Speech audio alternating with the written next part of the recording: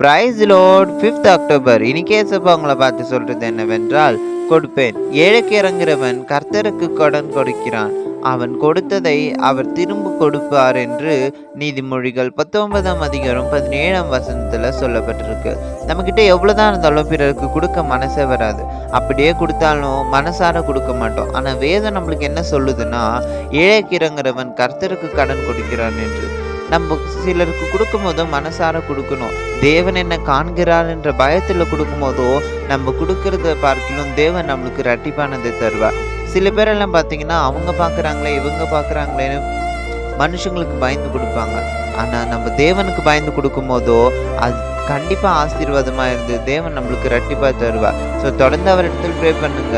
பிறருக்கு மனசார கொடுங்க. தேவன் உங்களுக்கு இரட்டிப்பா தருவார். By words with Jebaraj. Happy day.